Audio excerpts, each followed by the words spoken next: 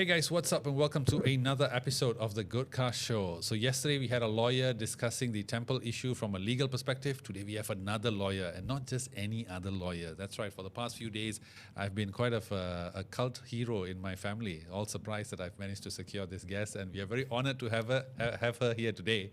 I'm definitely a fan. I've been following her for many months and many years actually, and I love all her content. And recently, of course, big shout out to Let's Get It podcast, and that's where I saw her on. I thought, okay, I'll invite her, and she's here today to give her view on politics and current issues. Please welcome the very outspoken, the very controversial, the very amazing Siti Kasim. How are you, ma'am? I'm good, thank you, and thank you for inviting me. I'm not controversial. Okay, yes, outspoken. Yeah, well, I speak up my mind. Yes, I think yes. that's the difference. Yeah, There is definitely.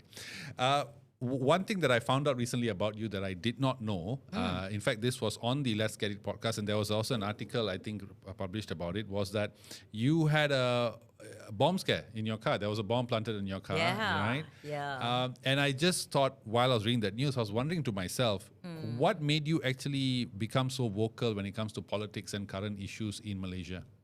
Right. Okay. The reason I'm like very outspoken about, especially about religion, not religion per se, but how Islamism and political Islam is taking root and is really prospering in our country. I worry where we are going.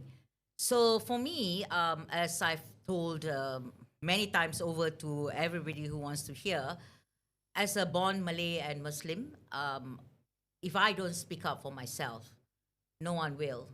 So because whatever changing in Malaysia, it affects me. Yeah. So that's why I feel that I need to speak up for myself, that I do not like where we are heading in terms of everything in Malaysia. But unfortunately, it's becoming worse. Yes. So yeah, that's why I do speak up about these issues.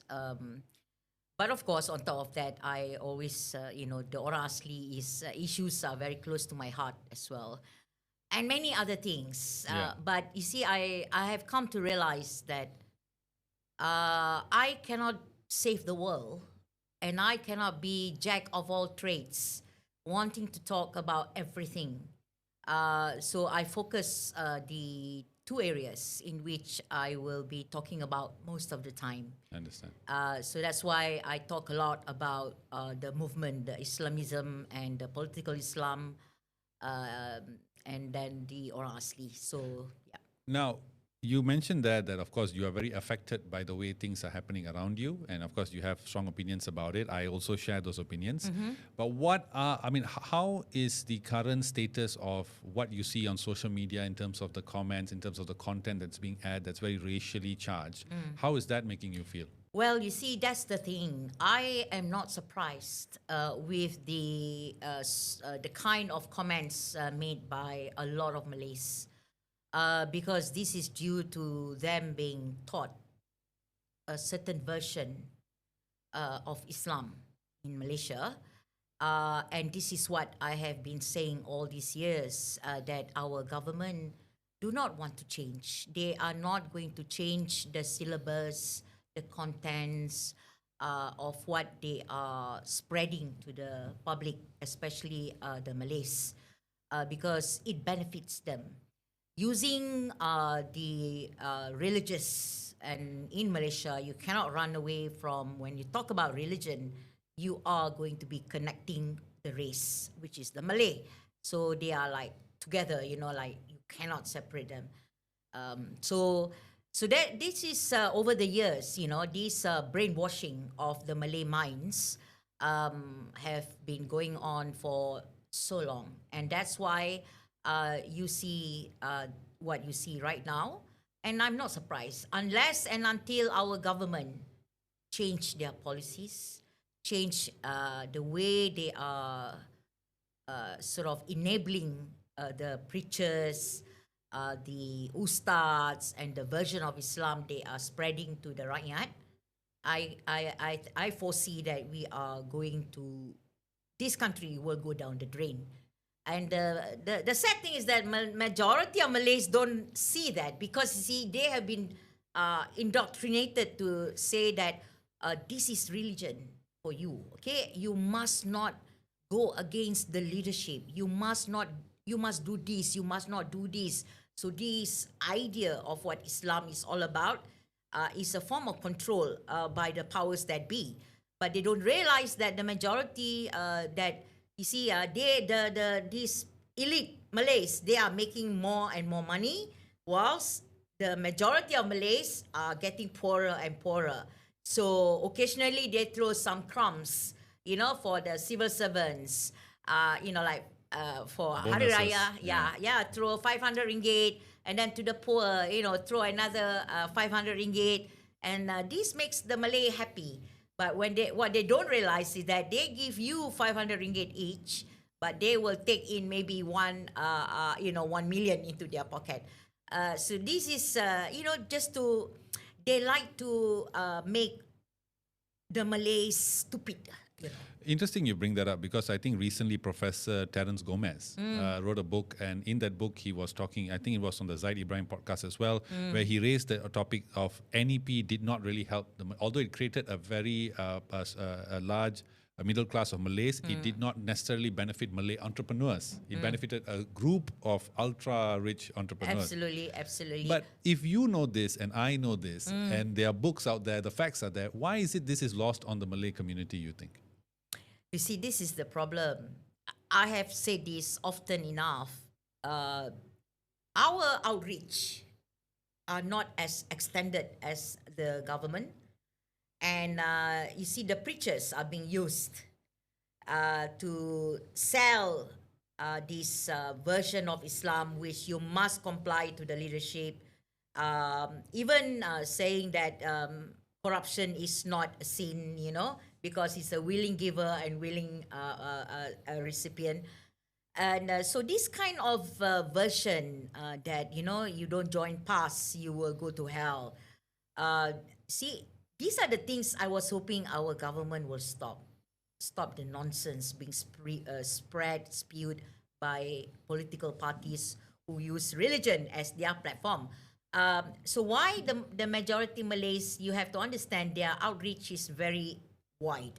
The surau, the sekolah agama, even our national schools, the masjid.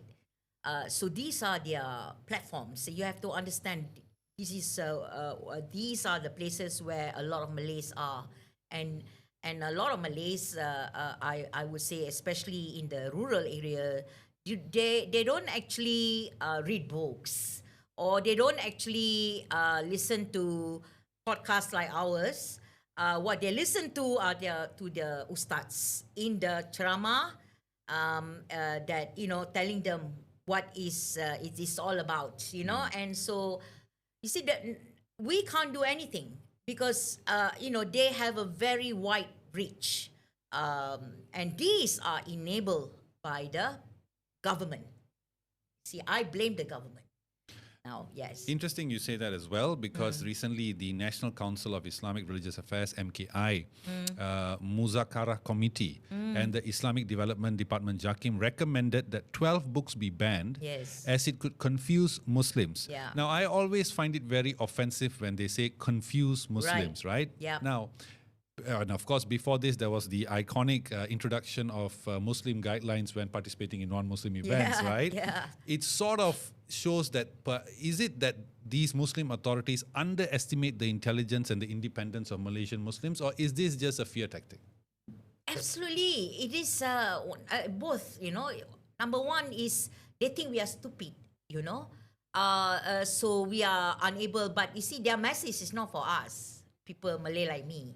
Their message is for the rural Malays who really kowtow to whatever they say, who will believe whatever they say. So you see, this is their purpose. And we, honestly, if the government don't do anything about controlling the powers of the so-called religious people authorities, I don't see we are going to get any better in terms of economy, in terms of everything. the country will slowly collapse. I don't believe what's going on being spewed by our government right now that we are doing very well. The figures being sent out, Always. absolute rubbish. If you can actually think a little bit, you will see that where do they make all these figures? Where all the figures coming from? I'm only a lawyer. I'm not an economist. Even then, I can see something is not right with the so-called economy doing well. The ringgit is being bashed right now, okay, and no one is talking about it. So these so-called billions of investments coming. Where are they? Why is it food are getting higher, prices are getting skyrocketing, but no one talks about it. So this is why I say this government is very good. This particular government think they can manipulate us. This is what I think. It's so unfortunate. We voted for this government hoping that there'll be change. Yeah. But sadly, it is getting worse, far worse. Yeah. Speaking of which, as we were talking before the start of this podcast, you in a recent press conference at the Kavadi press conference and all Right. that, you made a very good speech. By the way, congratulations! I love that speech. Is it the one about why no action taken against Yes, the where Islamic preachers? Yes. Yeah, where the headlines was you apologized on Yes. behalf of Muslims and all that. Yeah. Now, in that speech, which by the way, fantastic, I loved it. It was I loved it. You actually said there was a sentence. You said that you had a bit of reservations when it came to PKR. Yes. Perhaps? What were your reservations? You see, I've been following, not following, but studying or rather some knowledge about their leader. Okay. In fact, if people remember during his first attempt to come back in PD, I was against it. I was against that somebody gave up his seat for him.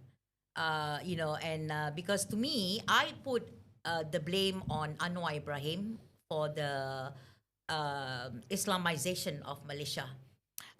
When he was in UMNO, back in 1987, the amendment to our federal constitution, Article 1211A, which actually include the words precepts of Islam, and that gave rise to a lot of problems that we are having right now in the judiciary with regards to the jurisdiction of the civil and the Sharia courts.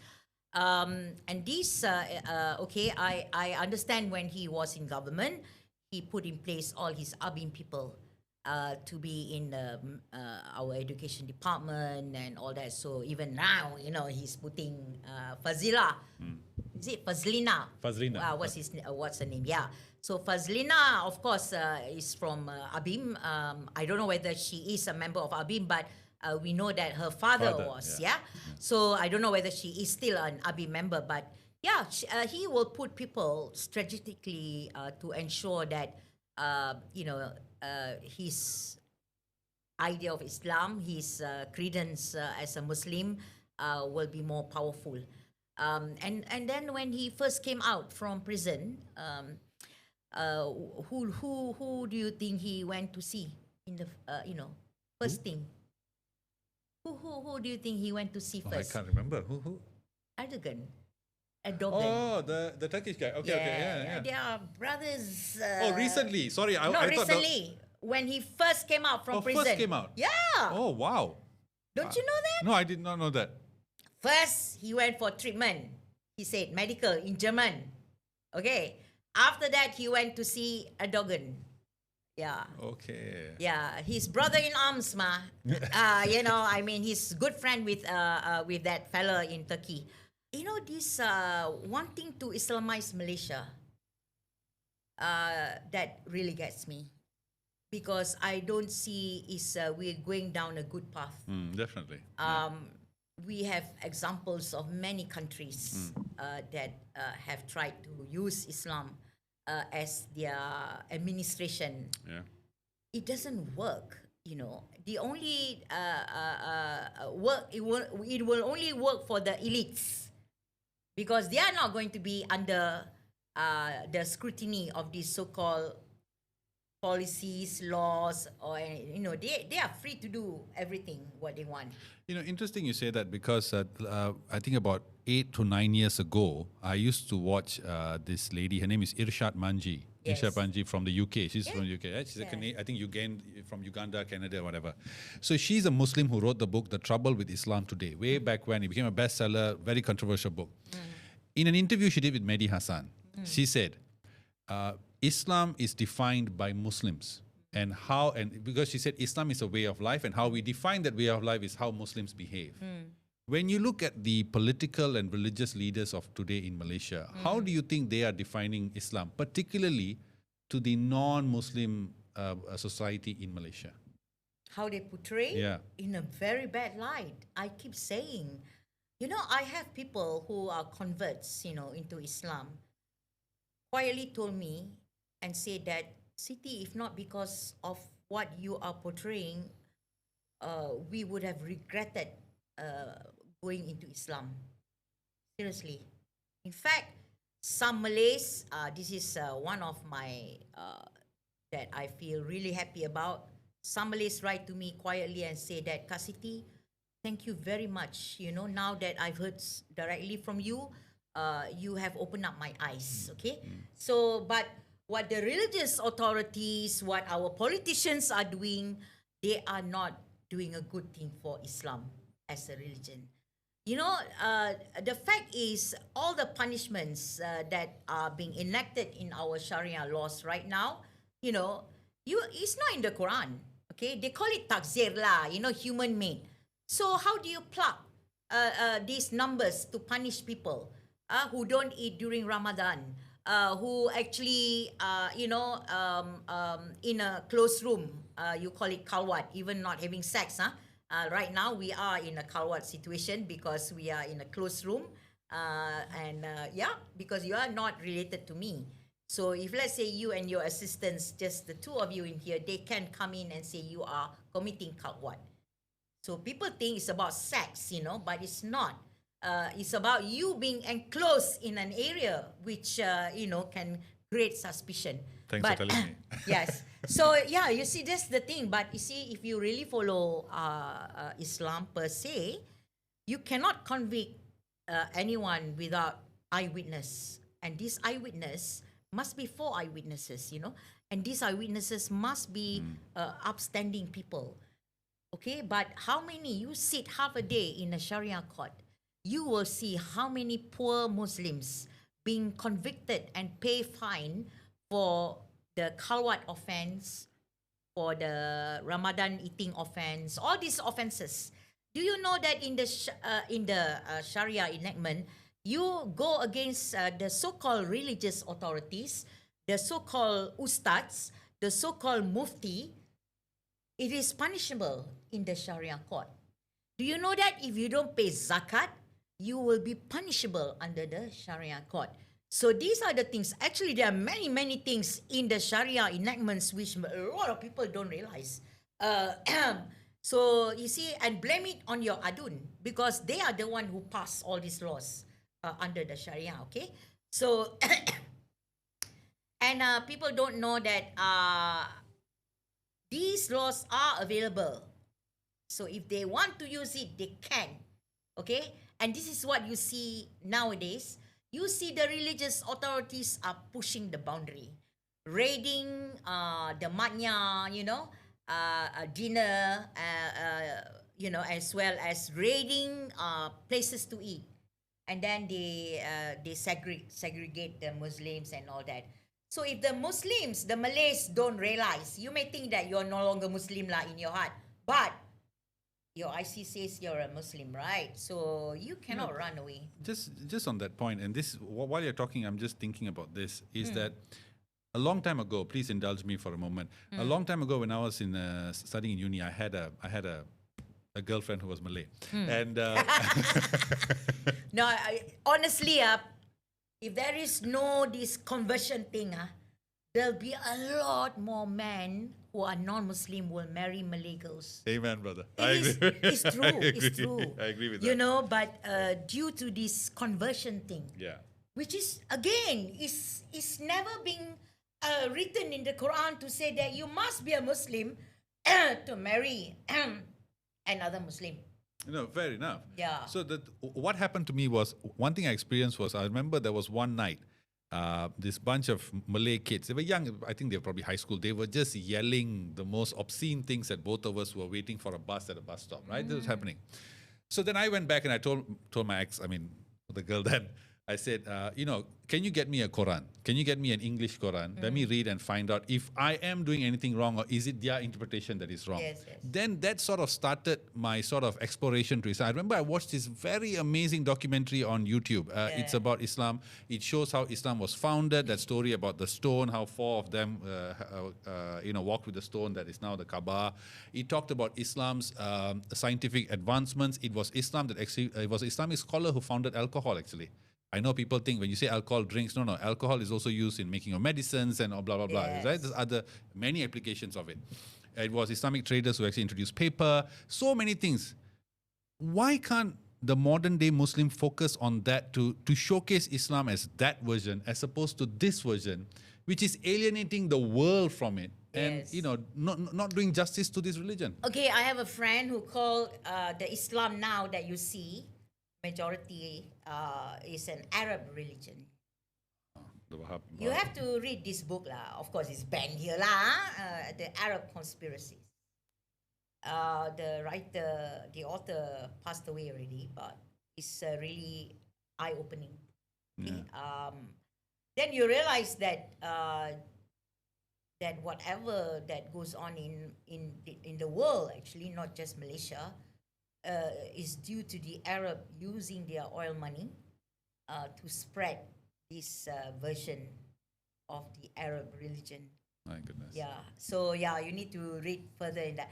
Then that's why some of us who are being enlightened, we realize that at the end of the day, you want to know your faith, you must study the Quran yourself. But of course, a lot of Malays will say, "How can you study the Quran without an ustad?"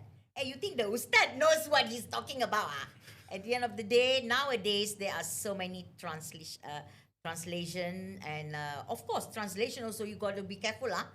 Some Quran are being given free to people, and these Qurans are, they translate according to how, like those in brackets, it's not in the Arabic words, but they put it in. Like, for example, the Jews or certain things, like, for example, I remember I was going against one so-called PU site when he used these hadiths, these hadiths to support his argument that the ustads, the muftis, the religious people, they are all wali nabi.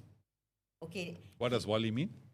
Descendants meaning that in a way must be treated as like a prophet. Like a prophet Wow. We must respect them like a prophet, or not like the prophet, but must put them on a very high par . So this is what he said that because I was making comments against the ustads, and all that. So he said, so he came out with this hadith and then in his translation, Malay got ustad, the word pakar orang agama . So but if you look at the hadith itself, the real original one, it just say about knowledgeable people. Okay, it's not about the ustad, the mufti, or people who call themselves to be religious. You see, the hadith itself is about people who are knowledgeable. And then when they say they are considered as wali nabi, meaning they have the characteristic of the prophet, in a sense that they are learners, they are learned people, they are the one who should be respected in a way, respected. Okay, so these learned people can be a doctor, can be philosopher, academic. It can be anyone who are very knowledgeable in their expertise, in their area of expertise. So he's trying to say this hadith only apply to the ustads and all that. So I bagi dia balik lah. Because it's not true. So this is the things about when you don't see, this is the beauty of the internet in my eyes. Of course, there are bad side of it, but I always think that any kind of scientific sort of new things, especially the internet, you do not need, listening to a third party. You can find out yourself. There's so much huge sort of information. But of course, I always, try and study and learn from other knowledgeable people as well, but they don't call themselves ustad or guru. They don't. They say they are sharing knowledge. This is the type of people that we should be with, the day anyone call him ustad to me, I will just say F off lah, Now, when I hear you speak, and I've been watching your videos for a long time, in fact, I've had people like people like Professor Tajuddin and on, and so many people who are very liberal and very moderate Muslims, people such as yourself. But when we are seeing now a growing popularity of conservatism, we are seeing the start of religious extremism coming up. It's sort of mushrooming. Do you think that the future of Malaysia has a space for liberal and moderate Muslims such as yourself? Not unless the government change where the trajectory this country is going. So let's say in the next election, if we get new faces, new people who are bold and courageous enough to turn the tide, meaning putting in the right kind of teaching of Islam, the right kind of policies, and doing the right thing lah, like separation of powers, and not allowing politicians to talk about religion, then perhaps we have a chance. What I mean is the GE16. But if the rakyat still keep on voting, the same faces, the same people, doesn't matter whether it's Bersatu, whether it's DAP, whether it's PKR, whether it's Amanah, never mind PAS lah. At least PAS we know what they want, yeah? But these people, they are not going to change because they know what the system that has been going on for the last 60 years works for them. Okay? So they are not going to change. We can see the evidence right now. Okay? We have seen PN in power. Now we have seen PH in power. They will say the excuse given by hardcore supporter of Pakatan. Oh, because they are in a unity government. That's what they say. I mean, people say that even if UMNO leaves, if Sabah and Sarawak still support PH can still remain in government. Honestly, this is what they say lah, because I don't really do the calculation, but that's what I heard and I read. So why do you have to kowtow? I, for example, I will not go against my principle just to save some, a-hole.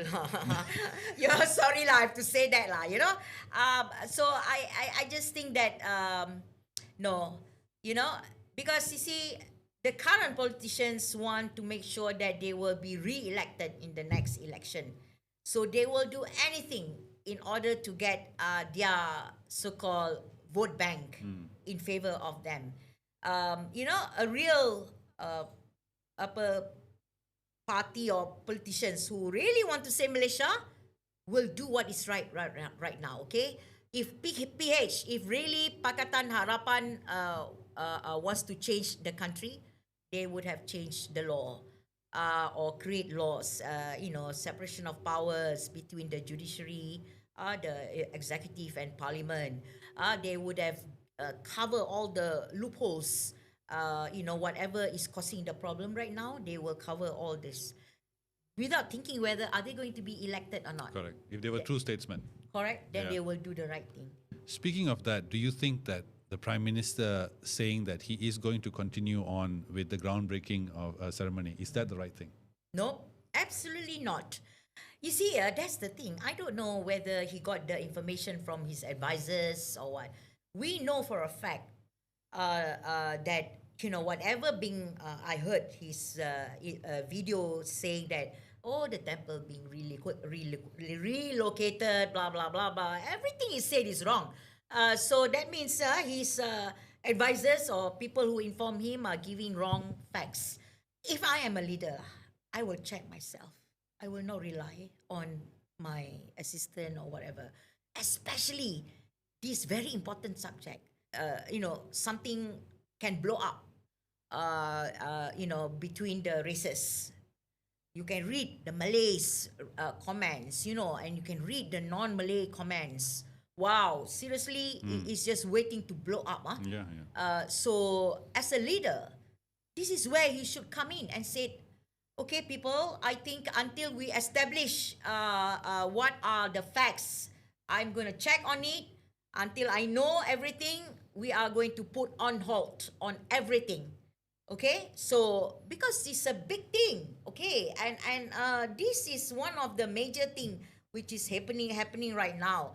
I mean, somebody actually suggested, which is true. Imagine it was a mosque instead of a temple right now, and then you want to demolish this. When you say relocate, that means you demolish lah. Yeah. And then you want to build a temple on it. Wah, kalau macam itu, I think the Malays will be out rioting already. I have always said this. This country is still stable and still running okay because of the patience of the non-Malays. Seriously, honest to God. They don't instigate. They don't. Occasionally we get some of the non-Malays get so angry. And then they say stupid things on social media. But I don't blame them, I don't blame the non-Malays who are getting really angry about the situation. I as a Malay as well, I get angry. I really get angry. When I was reading this article about PMX saying he's going to continue, I thought to myself, perhaps he's doing it to sort of avoid that very explosion we are talking about. Because if he does not go towards that, if he says he's not going to go, that would give ammo to the opposition and the religious leaders to say, he doesn't care about us. And also they would say that this is encroachment on Malay rights and all that. So to avoid all that, do you think it's not fair for him to go? No, you know why? This is why he needs to be a person who is brave enough to use all his machineries. I see where you're going. Okay. His social media lah, his TV1, TV2, TV3, all the radio channel, RTM. Let me tell you, Malays are very feudalistic. Very feudalistic. They are very they listen to their bosses and leaders, okay? So they are not a person to fight. Honestly, I feel the Malays are actually a very society which is quite what's the word? Receptive, and they are not the violent type. You see, you notice lah, only a few of these people instigating, and that is because of politics, yeah. But you look at the general Malays, I can tell you majority are very sort of softer and compliant and all that. I mean, despite what people think on the social media, like the hate thing about me, right?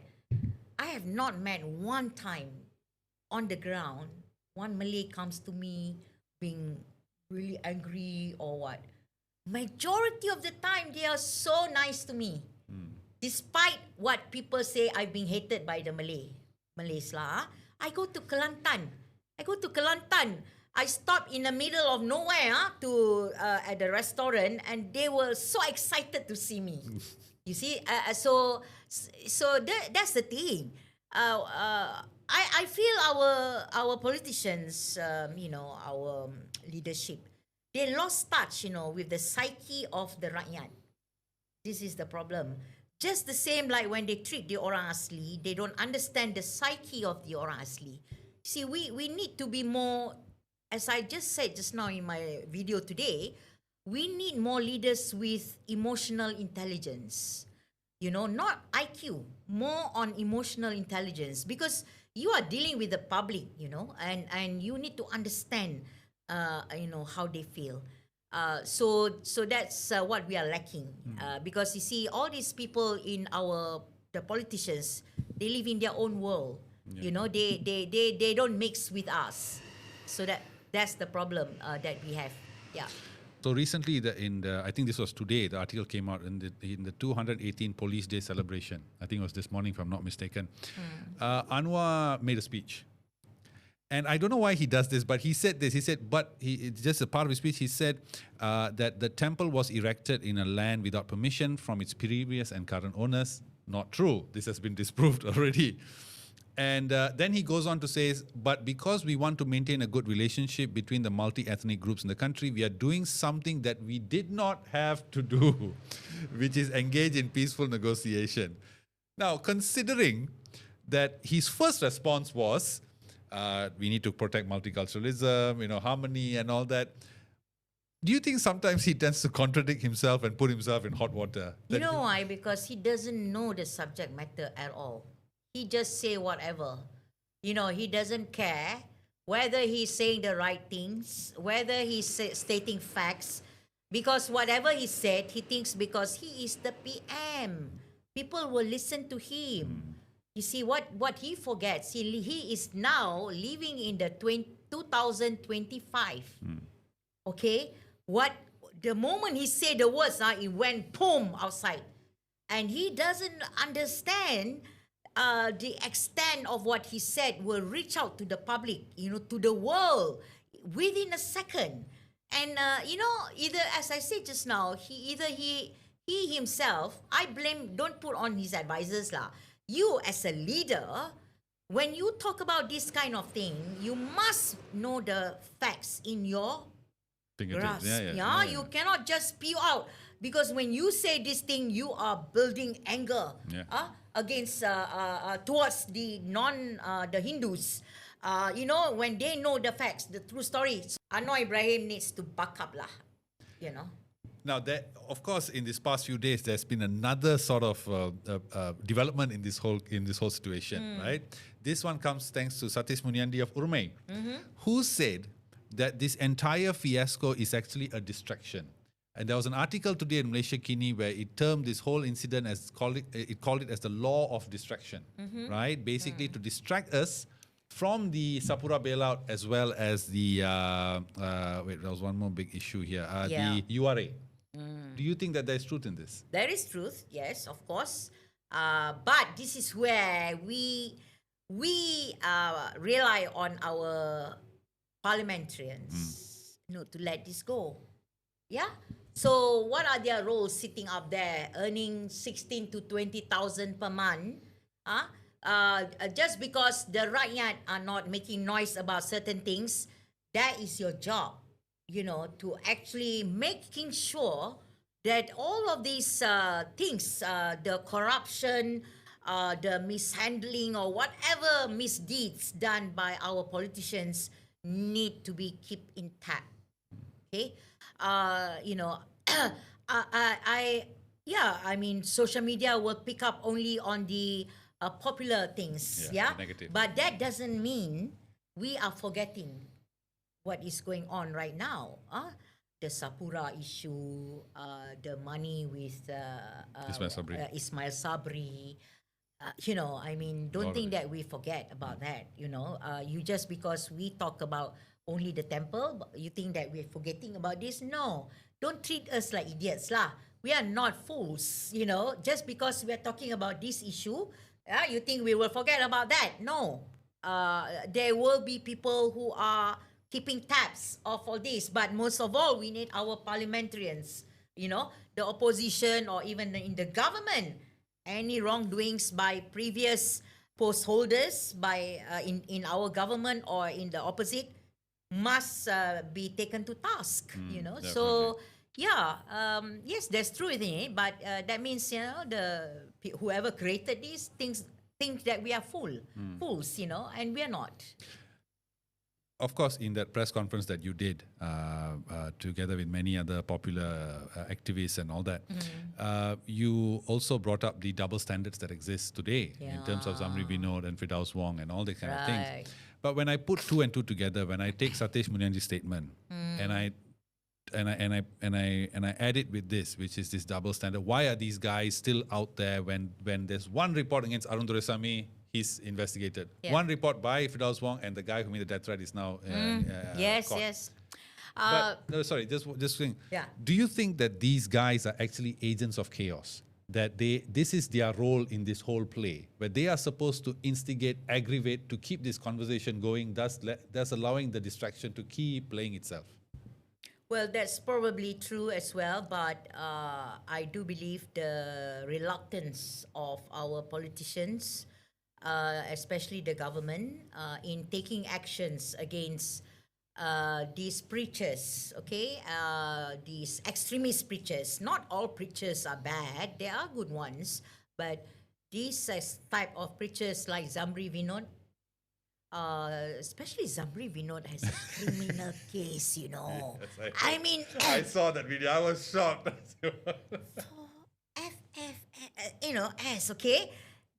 He raped someone. I'll say it out loud because we have the evidence in court right now. We have, so why on earth is nothing being done? Never mind lah. All these preachers are saying, nasty things about religion, about other religion. But this is a real criminal case. No action. You know why? Because, let me tell you, if you notice, a lot of these powerful, very outspoken preachers, they are protected by certain people behind them. So they are so not afraid because nothing's being done towards them, because they know why. Not only they are protected by certain bodies or people, but also they know the politicians are cowards. They won't dare to take action against these so-called preachers because they are so afraid to lose the Malay votes. At the end of the day, it's all politics. Yes. It goes back to politics. So they are so scared that they are going to be losing the Malay votes. This is their problem. And these people in the government right now, they don't even have the Malay votes. Yeah, they don't. This is the thing. I'm waiting, number one, for DAP to take up this cause and talk something about this. Yeah, they've been very silent, yes. Very. Just because they say, we don't touch Islam maybe. I don't know.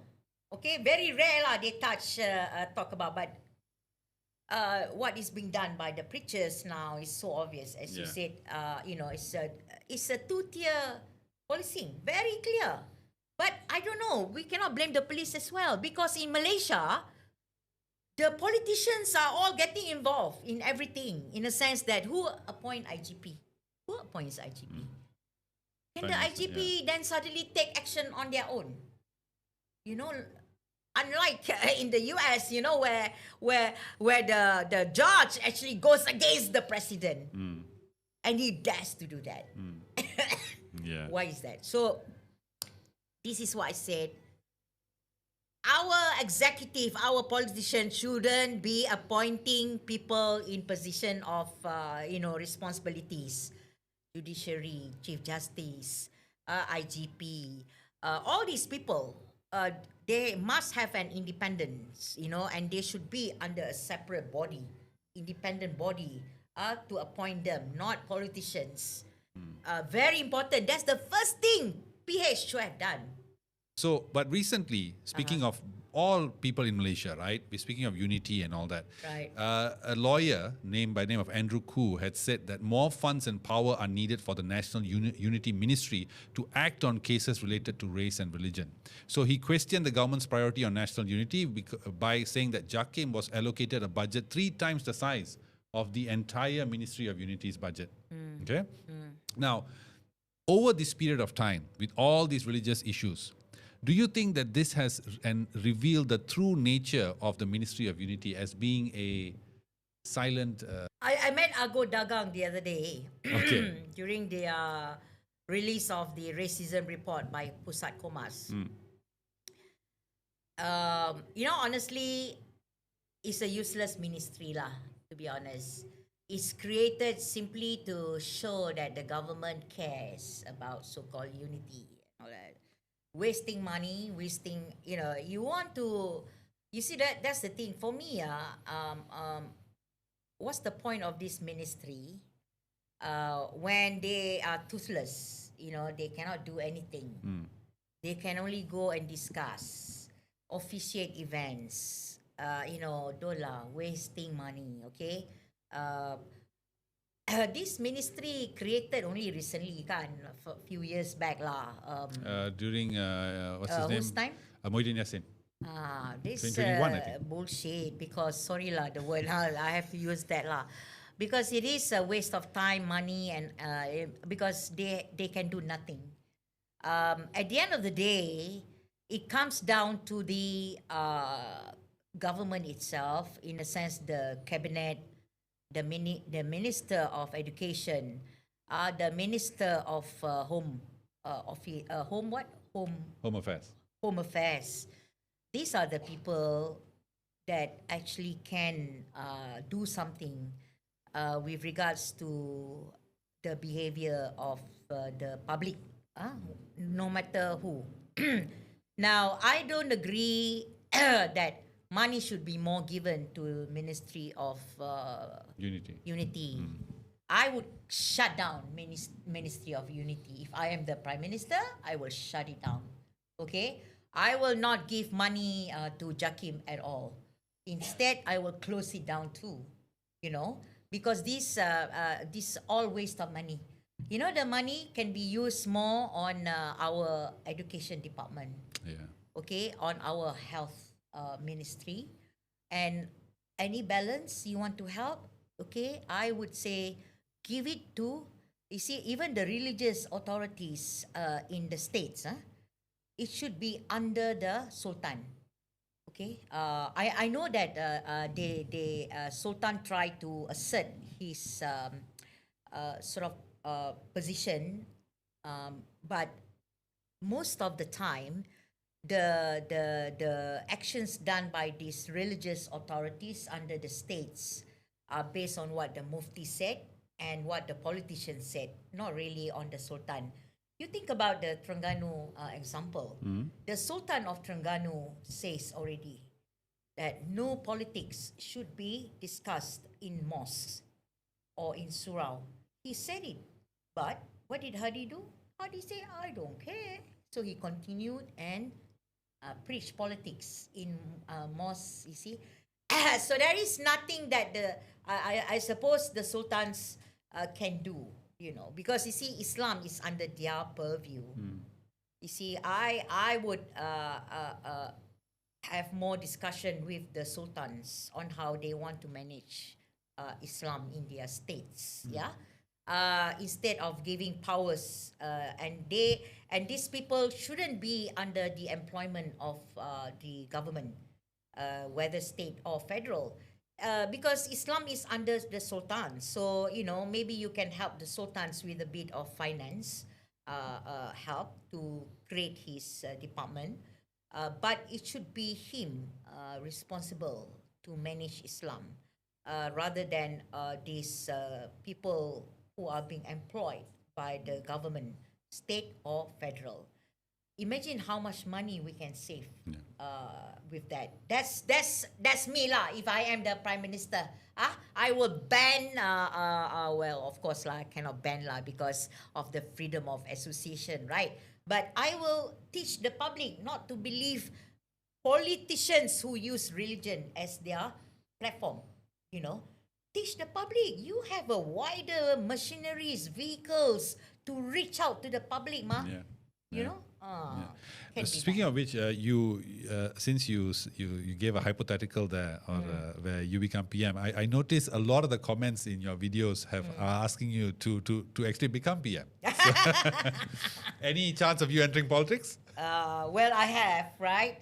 I did stand for GE15, remember? And I lost my deposit. Okay. But you see, when I entered that, I knew I will not win. In fact, if I did say to my friends, if I got back my deposit, I'll be very lucky. I say that because I can foresee. I just want to show to the public, you can actually talk about the subject, separation of religion from politics. That was my main thing. And then I meet people and they say, Siti, we love what you're doing. We really support you. But no.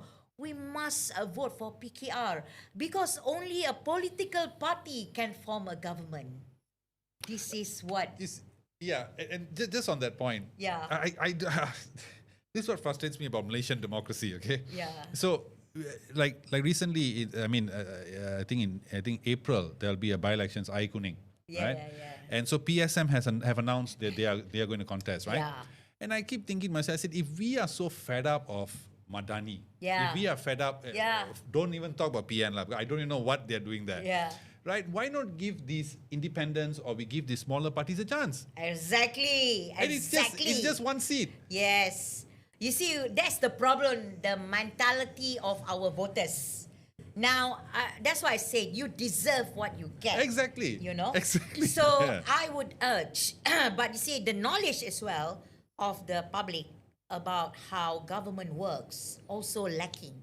That's the problem. You see, the government purposely do not want our society, our rakyat, to understand how it works in parliament, how a government is formed, So imagine, let's say people understand how it works, I'm in parliament, and I can actually say things which no one dares to say, the use of religion in politics, to say something against these people who use race rhetorics and things like that. We have one lad, Hassan Karim. He's quite good actually. Hassan Karim? Yeah, from Johor. Okay. Yeah, he's quite good. He's been saying the right things. I think he's PKR juga. But he dares to break rank lah. Because you see, what people don't understand, political parties will listen to their bosses, their leadership, and they have party whip, and then you remember one guy. I remember he broke rank, and then they want to take action against him, and then when there was a big hoo-ha, against taking action because he said the right thing. Then they say, okay, no disciplinary against this guy. I think it's Hassan Karim as well. Good, I can't remember, but yeah. So this is the problem with political parties. They have to follow whatever the leadership says, and I think that's why DAP. A lot of the people, I'm sure they think the same, but they cannot say out loud. But also on that, I mean, I just to go back to our previous point, where we were talking about unity, right? And we were also discussing the whole Ministry of Unity. Recently, there was an idea that was mooted by DAP saying that they should have a entire ministry to govern non-Muslims. Now, this is not unique to Malaysia. I mean, India has it, Bangladesh, a lot of countries have it. A lot of countries have it. But immediately, it was shot down. It was shot down by PN. It was shot down by PAS. And I think also PMX also agreed, said we don't need. So, and then when we see this issue about the funding of the ministry, do you think that, I mean, should we just accept that national unity is not part of the agenda? Of course, it's not with this current government or the previous government, because once we are united as Malaysians, not based on race or faith, then they will go down the drain. These people, they are not going to be voted. This is their ultimate goal. They do not want Malaysians to unite. Malays, Indian, Chinese, orang asli, orang asal, all Malaysians. That is their target. Never let us be united, because then they will lose their chances to make money from their colonialism, nepotism, or whatever method they are doing, within their... Because, you see, that's why they fight so hard to remain in power, because the longer they are in power, the more things they can do quietly. Look at all these people.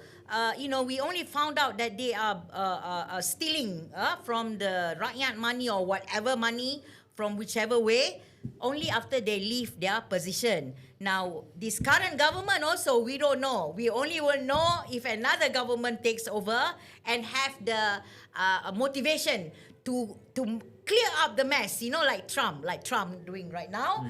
He wants to clear up the mess. Yeah. So then only stories start to come out. Okay, so you know what I said? As I said, if I have the power, I will close Jakim. So what's the need to actually have another department to look after the welfare of other Malaysians? To me, a politician must look after the welfare of all Malaysians. That's the best way. You do not actually segregate anymore. No more. We must look after the welfare of all Malaysians. The B40 Malay, the B40 Chinese, the B40 Indians, the B40 Sikh or B40 orang asli. These are the people that need help, so we help them not based on race and faith. We help them based on their needs. Okay, so that's the way forward. If we still stuck in this idea of race and faith, no progress. We will have no progress. And where do we start? We start with education first. Okay? We have to educate the public. All right? Not just from the school. Of course, the school takes time, but start the youngs about understanding of human relationship, not based on race and faith. Then we have to start educating the masses, the public. How do you do that? You control these preachers from spewing rubbish, creating hate towards other people. You control. You have the power. You control. You may not be popular for a while, but then people can see the change. You see, the result may not come immediately, but if you continue with this approach, eventually Malaysians, including the Malays, the genuine Malays who want to live peacefully, don't talk about the likes of Akmal and all that, because they will go against it, of course. Yes. But never With the mind these people. Yeah. You are in power. You have the power, the facilities, the machineries to make it work. So it's not that hard, to be honest. Do you see any hope first? As I said, if GE16, we have new breeds in Parliament, possibly. But if we actually keep on electing the same faces, amongst all, for people like you and I, maybe DAP is the best. But DAP also is submitting. Yeah, they kowtow. They are scared. But if they join force, I guess, with another third force, maybe they'll dare to. Because you see, what you need is a leader just to say. Because I saw Nga Koming becoming a bit more brave with the Christmas celebration. Yeah. Wow, that is the bravest they have come so far, right? So we need leaders who will actually speak up. Okay, not just for other races, but things that. So to be honest, it has to be the PM. He is the boss. You know what the PM says? Then no one dare to actually. Like I have a friend, Malay, very simple. He took over a company. He's the CEO. All Malays. So they have a routine before the meeting, prayer. So he came in and said, I don't want this anymore. When you come to the office, it's about work. Okay? You must stop this prayer before meeting. I do not want this. He's the boss, okay? He said it. No one, not one voice actually go against him. Not one voice. See, the Malays are very, Submissive. well, not to say submissive lah, but they do listen to Agreeable. They are easily Yeah, agreeable. Yeah. easily they listen to somebody who is in power. Okay, so because the big boss says so, okay lah. You know, they're not gonna fight. You know, it's not like he's stopping them from praying. Praying in a sense, sembayang lah. You know, but meeting should be just meeting. No prayers, no nothing. You know, like pray before like this is what is happening right now. More and more religious, so-called religious lah, being infiltrating into our way of life. Yeah. So they, the Islamophasis, I call them, would want this more and more because they want everything to be in accordance to what they think is Islam. Separation between men and women. They try. But you see, so that's why they don't like my kind of voices. To me, I respect your right to practice your faith. If you feel that, drinking alcohol is against your faith, don't drink. But you cannot impose what you believe onto others, and using laws to persecute these people who do not follow your moral values. Because at the end of the day, my understanding in Islam is that if you are doing, if you are drinking alcohol, you don't fast fasting in the Ramadan and all that, you are going to be punished by God, not by human beings. Okay, so this is the thing that you see, people, if they believe, if you are a strong believer, you will do whatever is needed. As long, to me, my philosophy in life, very simple: no harm done to others, then you leave me alone. Okay, you don't touch my life. You don't try and disturb me. As long I do no harm to others. Yeah, it's very simple. What that one. Yeah. Now, I just want to bring it to a close on this note because I would like to hear your thoughts on this because I have been very disturbed by the discussions that have been taking place online recently. Very disturbed. I'm sure just like you, we love our country. We want to see the best for our people and all that. What's your advice to the people who are taking part in this discussion now regarding, for example, the temple issue, and because that's the issue, but they're taking part in this discussion? What's your advice to them? Okay. From both sides, yeah. How do I actually keep my sanity? As you know, I do get attacked a lot online.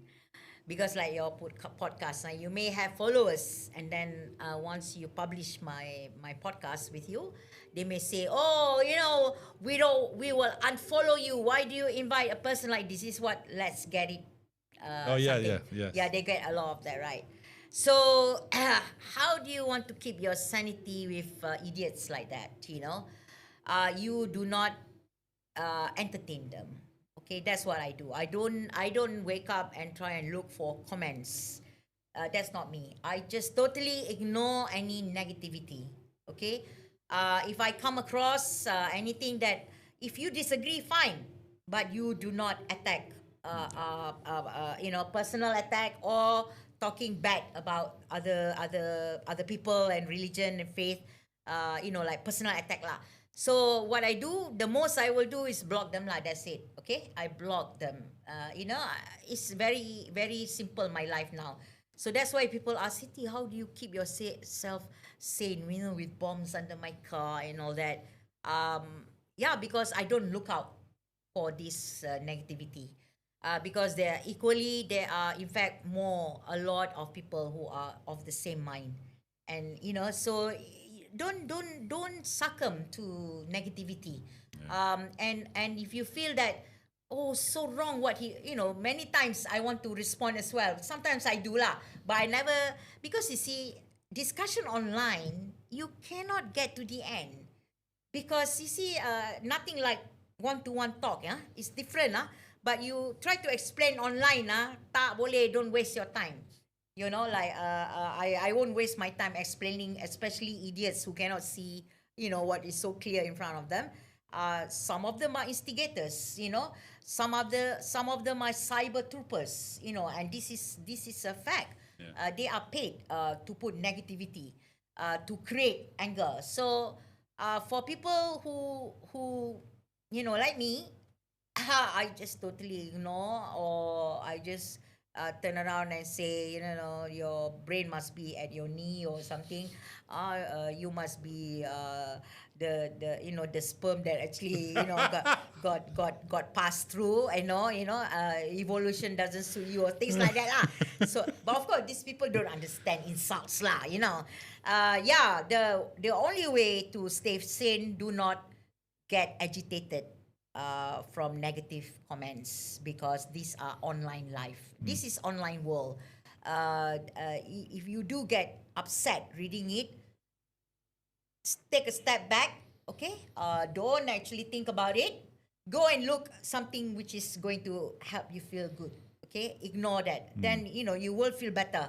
Then you will start thinking, oh, yeah, ignore it, rubbish, Yeah. But if you feel strong, you want to reply, you can. You reply and say that, that this is what you think. But, because you see, people forget, I always say that whatever you write online and whatever you say, it describes who you are. And it actually tells people what type of person you are. You see, I always can study a person from their response, from what they write. And this is why employers now look at comments and your profile on social media, because truly it is real. You can study a person of who they are and what they are and what are they leaning to. You can. So, this what US is doing right now, right? Like I saw a video, I don't know whether it's true or not, but I suspect it's probably true. They are studying the Malaysians who are making comments online. This online world, you may think is a big thing, whole wide world, right? But it's actually not that hard, to what you call the word, to summarize who you are. Yeah. To figure out who you are and Yes, the way yes. you think and your character. Yes. So be careful. Those people who are pro Hamas, pro whatever lah, terrorists. You think you just write whatever shit, but if you have ambition lah, going abroad and things like that, be careful lah. Careful, you are always being watched. You are being watched. Yeah. Seriously. Yeah. So for me, just be yourself. Be yourself. Don't get worked up about things that we cannot do on our own. Just do what you can, say what you can, but like people say, Siti, why? How come you're so brave? Saying things which no, I'm not brave. I'm stating facts. If it's facts, no one can go after you. But if you make up stories, you fake news, then you have a problem lah. Then it's actually a very simple guideline to be writing online or saying things online. You can express your opinion, but you cannot incite. You cannot say whoever or whatever is doing this which is not true, like religion ka. Don't touch. Of course. Unless if you are Zamri Vinod, then you can say whatever you want. Exactly. Yeah. But never mind. We are not going to. We are not going to keep quiet about it. Yeah. So perfect. Thank you so much for coming on the podcast. I had so much fun. Yeah. I would love to have you on again. Whenever you're free, Sure. please come on. This seat is available for you. Thank you Please so do. much. Thank you so much. Yeah. Yes. Well, we all want a better Malaysia lah. Yeah, we do. We will try our best. We'll see how it goes. Yes. Just don't makan whatever politicians say. Honestly, makan tu maksudnya don't being duped by these people, because they will say to you all the nice things, lovely things, But we have an example now. Nothing happened. Yeah. So yes, thank you so much. Thank you so much. And that sums up this entire discussion. I loved it. I had so much fun. I loved it. Thank you so much. It's such an honor. Thank you, Vinod. Yeah. So guys, there you have it. Siti Kasim on the Goodcast Show, and what a conversation it is. Please share your thoughts, share your comments, and I can't wait to see what you guys have to think, say to all the things that have been discussed on this podcast. We'll see you again soon. More amazing guests coming on. So stay tuned, and we'll see you. Bye.